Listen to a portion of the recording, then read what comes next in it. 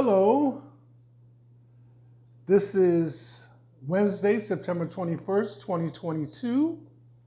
This is a sideshow. I'm Theodore Parker.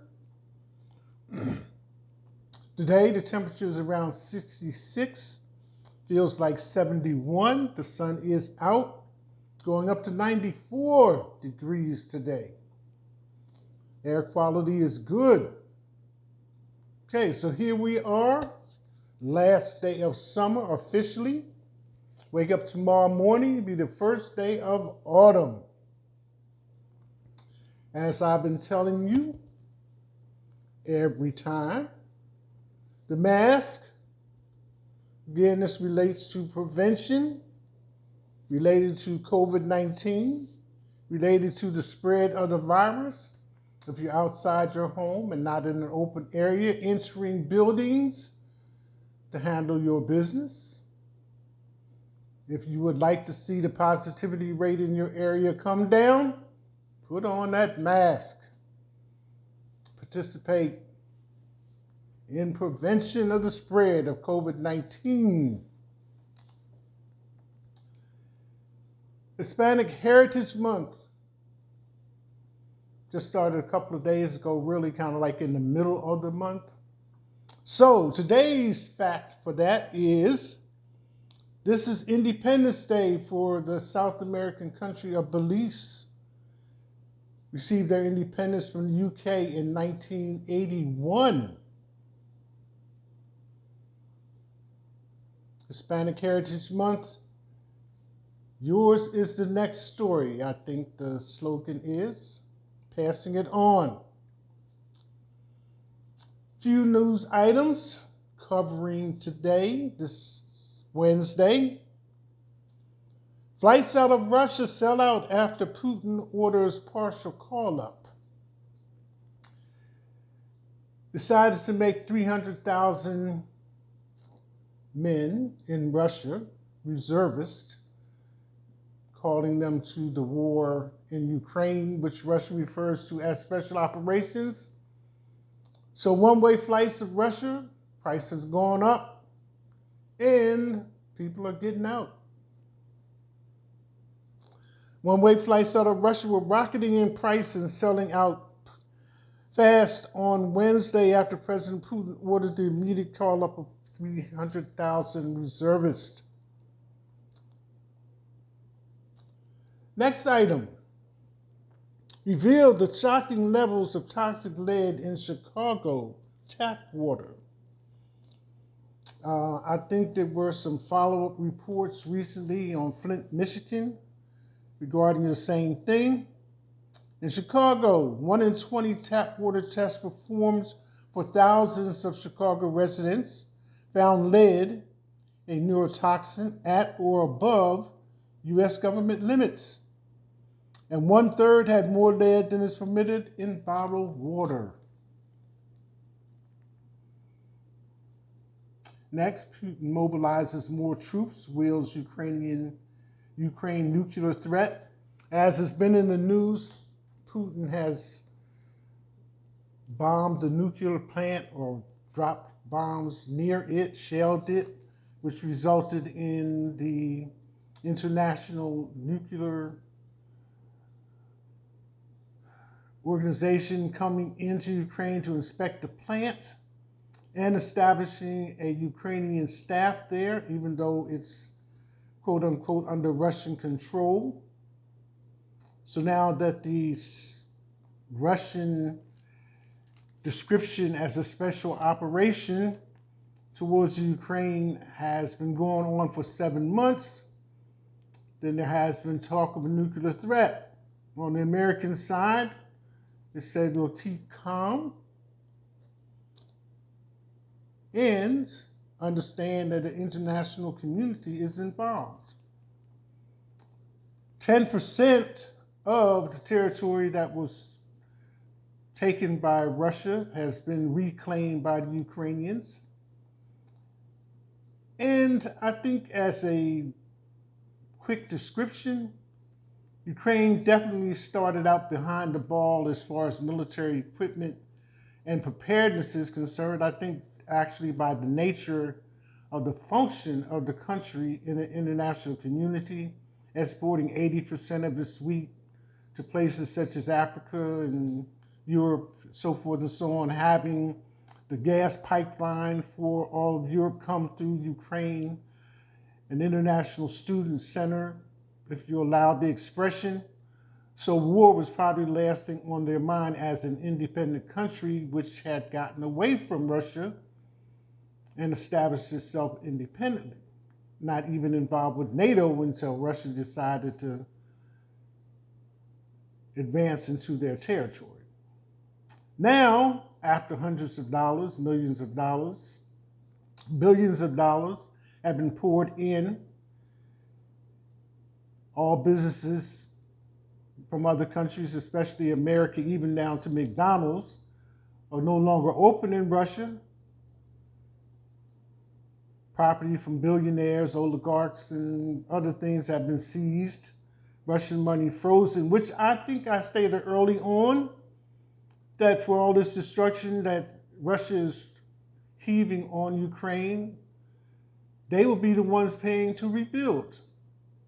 So all that money that's been seized will probably go towards that.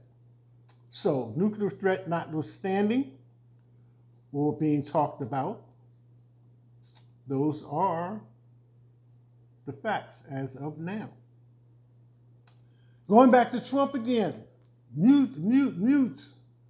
First Trump hearing by special master descends into chaos. Apparently this hearing was on Zoom.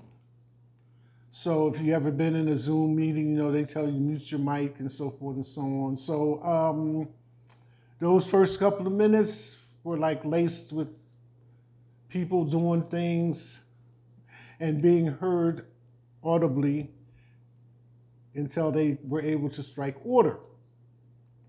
Of the things that came out of it, Trump's lawyers are presenting the case that, amongst other things, which is what is the crux of their needing a special master in the first place, which is a judge, is that he's saying these documents that they seized, that were seized by the FBI, were declassified by him, which permits a comment in a few minutes. Therefore, they need a special master to review the documents, especially those regarding his private legal matters or private matters, lawyer matters, etc., to determine what was what. So when the lawyers came forward with that, and understand that it requires more than him just saying, okay, I declassified those. It is a process that involves the DOJ, the FBI, and maybe a couple of other agencies and or organizations for that to be a factual situation, become a fact. So the judge is already saying to his lawyers, if you're going to advance the idea of him declassifying it, it's only because you are saying it, but it has to be something substantial enough to offset the DOJ's reason for going in there and getting them and having them classifying their search or entering the premises for classified documents. So we'll see. Right on the heels of that, Trump paid key witness at paid $7,500 on 11 days after Mar-a-Lago's search. This is referencing a conversation with Kash Patel, Patel Consulting. Again, comments from Fox News broadcast journalist. Again, states the same thing that I just said. He may say that, referencing Trump's comments, that he declassified those documents, but they were found on the premises. And it would take more than just him saying it, which is talking about Kash Patel is supposed to be a witness to the fact that Trump said he declassified the documents. But that's just a conversation, not a legal premise or a legal basis for argument. It's just a conversation. But if he can bring forward people specifically that were involved in the process of declassifying those documents, then you have something to present in a court of law. How about that? Now, here we go to the odd and the unusual, not necessarily in the order of appearance, but nonetheless. We'll start with the most outlandish stuff that I've seen lately. You got a weatherman on TV who has been found out to have put himself on a website that deals with webcam shows, if I can put it delicately. So he's a man putting on a show for other men. So when it became revealed, I think the show was leaked or passed around or whatever, and one of the people that that it was passed to, and I shouldn't laugh, was his mother. So you can kind of like pause the button on that one. So when it got back to the station that he worked for, he was dismissed. So in a following statement made to the media, public statement, he admits to all this and said that what started out as a private thing and the idea hit him to go on the website and perform for other men was not such a good idea. On that part, I agree. Adam Levine, an Instagram model. I tried to avoid this, but I finally dipped in and looked at it. It is several years old, but Adam Levine is married to a Victoria's Secret model. And at the time, this woman who was revealing all this was 19. But, they had moved on, she had moved on, and so forth and so on. But here comes Adam Levine with a text message to her saying that he's expecting a baby. And if it's a boy, and her name is Summer, first name is Summer, he wants to name the baby boy after her. So this is one of those, what was that again, moments? So that's what caused her really to kind of like speak up. She says all this happened when I was 19, inexperienced, and he just came along and they got involved. But now she's, this added thing about wanting to name the expected baby boy, Summer, was just a little bit more than she wanted to keep to herself.